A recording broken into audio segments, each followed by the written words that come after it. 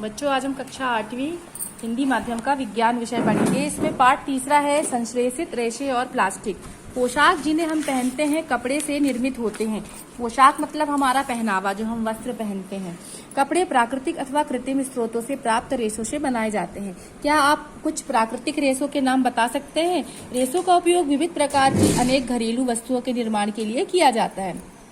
रेशों से निर्मित कुछ सामान्य वस्तुओं की सूची बनाइए, उन्हें प्राकृतिक और कृत्रिम रेशों से निर्मित वस्तुओं में विभाजन करने का प्रयास कीजिए। ये आप लोग इस सारणी में करेंगे। फिर है आगे, संश्लिष्ट रेशे क्या हैं? धागे से जुड़े मनकों के हार में पाई जाने वाली एक रूप बनावट को स्मरण करने का प्रयास कीजिए। जो आप लोग हार या माला देखते हैं पहना जाता है, उन्हें देखिए, ये भी जुड़ जुड़ के ही बनते हैं।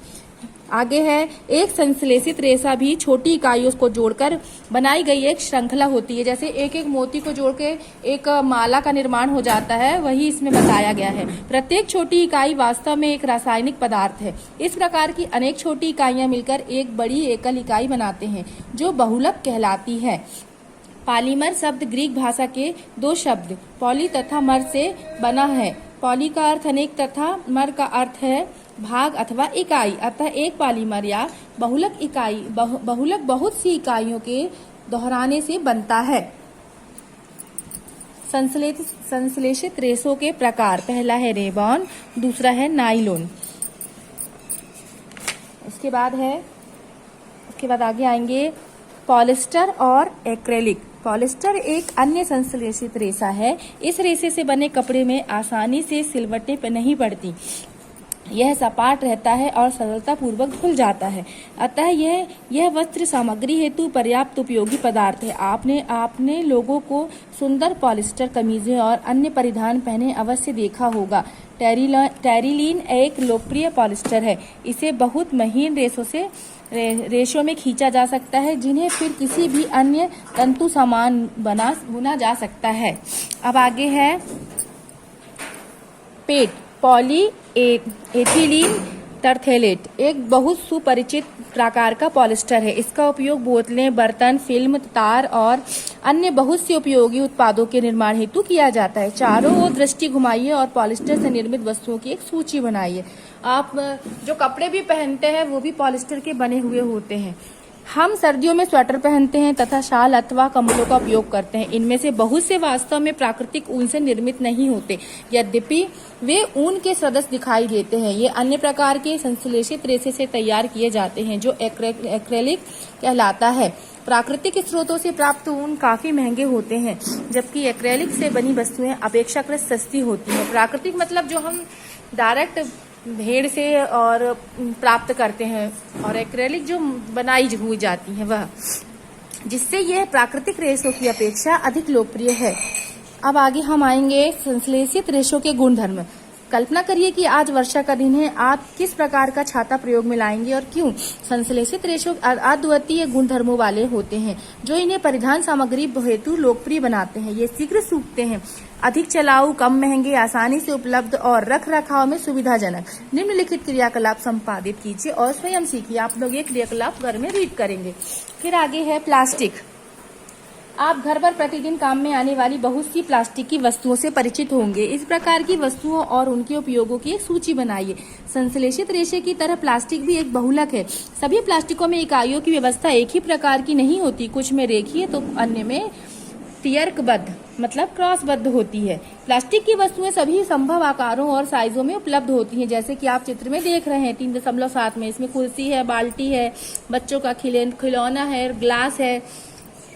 क्या आपको आश्चर्य नहीं होता है कि यह कैसे संभव है? तथ्य यह है कि प्लास्टिक आसानी से सांचे में ढाला जा सकता है, अर्थात इसे कोई भी आकार दिया जा सकता है। प्लास्टिक का पुनः चक्रण हो सकता है, इसे पुनः प्रयुक्त किया जा सकता है, इसे रंगा और पिघलाया जा सकता है, इसे बेलकर चद्दरों में बदला जा सकता है, अथवा इसकी तारें बनाई जा सकती हैं। इसलिए इसके इतने विभिन्न प्रकार के उपयोग हैं। आप स्वयं प्लास्टिक के टुकड़ों को मोड़िए। क्या सभी प्लास्टिक वस्तुएं सरलतापूर्वक मोड़ी जा सकती हैं? आप देखेंगे कि कुछ प्लास्टिक की वस्तुएं सरलतापूर्वक मोड़ी जा सकती हैं, जबकि कुछ मोड़ने हेतु बल लगाने पर टूट जाती हैं। जब हम एक प्लास्टिक की बोतल में गर्म पानी डालते हैं तो वह विकृत हो जाती है। आपने देखा होगा, जब बोतल में हम गर्म पानी भरते हैं तो वो सिकुड़ जाती है, अपने आकार को छोड़ देती है और अन्य प्रकार की हो जाती है।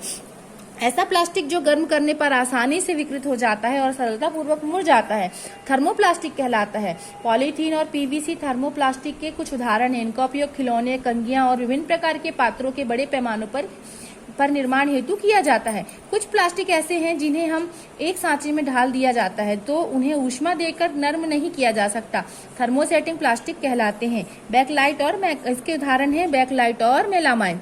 बैकलाइट ऊष्मा और विद्युत का कुचालक है और यह बिजली के स्विच, विभिन्न बर्तनों के हत्थे आदि बनाने में काम आता है। मेलामाइन एक बहुउपयोगी पदार्थ है। अब आगे है विकल्प पदार्थ प्लास्टिक, ये रीड कर रहे हैं आप लोग। प्लास्टिक अनअभिक क्रियाशील है, ये भी रीड करो। प्लास्टिक हल्का, प्रबल और चिरस्थायी है। फिर आगे है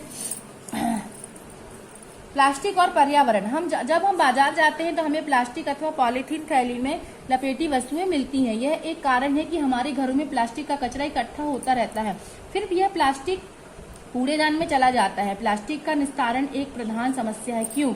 पदार्थ जो प्राकृतिक प्रक्रिया जैसे जीवाणु की क्रिया द्वारा अपघटित हो जाता है जैव निम्नीकरण कहलाता है। पदार्थ जो प्राकृतिक प्रक्रियाओं द्वारा सरलता से विघटित हो जाता है जैव अनिम्नीकरणीय कहलाता है। सारणी को देखिए, सब्जी और फलों के छिलके 1 से 2 सप्ताह में ये क्या है? जैव निम्नीकरण है। बचा हुआ भोजन आदि ये सब जैव निम्नीकरण है। कागज 10 से 30 दिन तक के अंदर जैव निम्नीकरण है। अपहासित होने में समय लगता है इन्हें। और फिर सूती कपड़ा जो है वो 2 से 5 माह तक अपहासित होता है, यह भी जैव निम्नीकरण है। लकड़ी 10 से 15 दिन में, ये भी जैव निम्नीकरण। ऊनी वस्त्र लगभग 1 साल लग जाते हैं, जैव निम्नीकरण। टीना, एल्यूमिनियम और अन्य धातुओं के डिब्बे 100 से 500 वर्ष तक ये अपहासित होते हैं, इन्हें इतना समय लगता है, ये सबसे ज्यादा। प्लास्टिक थैलियां कई वर्ष तक, जैव अनिम्नीकरण, इसलिए इनसे प्रदूषण बहुत अधिक होता है। इसलिए आजकल प्लास्टिक की थैलियों में सामान लाना वर्जित है, क्योंकि प्लास्टिक अपघटित होने में कई वर्ष ले लेता है। यह पर्यावरण हितैषी नहीं है, यह पर्यावरण प्रदूषण का कारण बनता है। इसके अतिरिक्त जब इस संश्लेषित पदार्थ को जलाया जाता है तो पूर्णतया जलने में लंबा समय लेता है। इस प्रक्रम में यह भारी मात्रा में विषैली धूम उत्सर्जित कर पर्यावरण को प्रदूषित करता है। इस समस्या का समाधान कैसे किया जा सकता है? यथासंभव प्लास्टिक के उपयोग से बचिए। कपास या जूट के बने थैलों का प्रयोग कीजिए। या आप लोग आजकल ऐड में भी देखते हैं कि प्लास्टिक का थैला लेना मना है, हमें कपड़े के थैले में या जूट के थैले में सामान लेना चाहिए। जैव निम्नीकरण और जैव अनिम्नीकरण अपशिष्ट को अलग इकट्ठा करिए और इनका अलग निस्तारण कीजिए। इसे अपने घरों पर व्यवहार से लाइए। कुछ और तरीके भी सुझाइए जिनके द्वारा आप प्लास्टिक पदार्थों के उपयोगों को कम करने में सहयोग दे सकते हैं। प्लास्टिक अपशिष्ट को पुनः चक्रित करना बेहतर होगा। अधिकांश थर्मोप्लास्टिक पुनः चक्रित किए जा सकते हैं। जिन वस्तुओं का पुनः चक्रण किया जा सकता है उनकी सूची बनाइए, मतलब जो जल्दी से खराब हो जाते हैं, जैसे अपन ने इसमें पढ़ा है अभी आगे। अब है एक उत्तरदायी नागरिक के रूप में 5R सिद्धांत को याद रखिए। उपयोग कम करिए, पुनः उपयोग करिए, पुनः चक्रित करिए, पुनः प्राप्त करिए और उपयोग ना करिए। इस प्रकार की आदतें विकसित करिए जो पर्यावरण हितैषी हों। क्या आपने कोई ऐसा कचरे का ढेर देखा है जहां पशु विशेष रूप से गाय कचरा खा रही हो? खाद्य अपशिष्ट खाने से प्रक्रमीय पशु पॉलीथीन की थैलियां और खाद्य पदार्थों के रैपर भी निगल लेते हैं। आप लोगों ने देखा होगा कचरों के साथ हम कुछ खाना भी डला होता है, पन्नियां भी डली होती हैं। तो पशु क्या करते हैं?